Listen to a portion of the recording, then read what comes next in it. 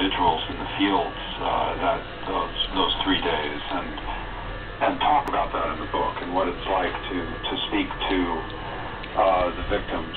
I always found it a necessary reality check.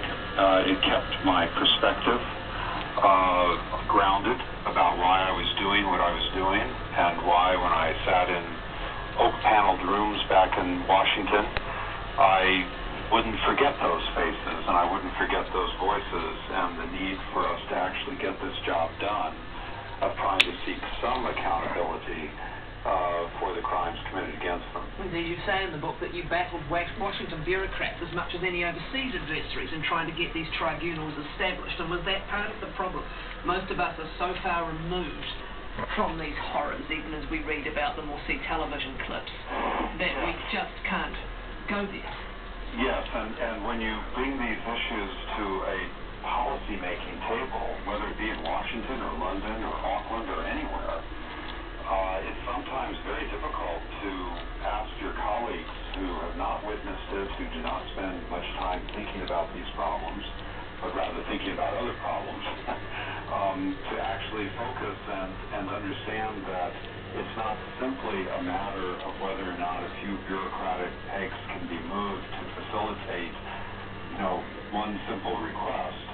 It's really something far more than that. It's our response to a highly uncivilized assault on human beings, and whether we as civilized policymakers are going to respond appropriately to that assault and not find excuses. I write in the book about how I oftentimes did have difficulty with my good colleagues from the Pentagon who come to the table oftentimes with very different agendas and priorities.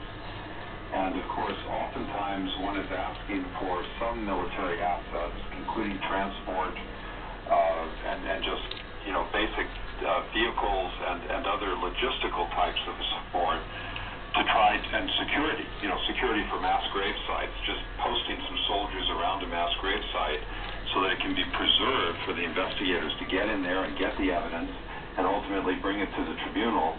And yet one is constantly battling the other priorities the military has in terms of force protection and other issues that they're confronted with.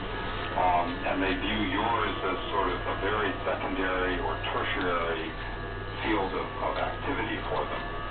So it can get very, very difficult within the bureaucracy. It must be difficult not to become inured to some of the violence you've seen in these different areas. That would be a normal human reaction. Yes. But tell me something else. There's one young woman of whom you speak when you start the book, gang raped and with molten plastic poured in her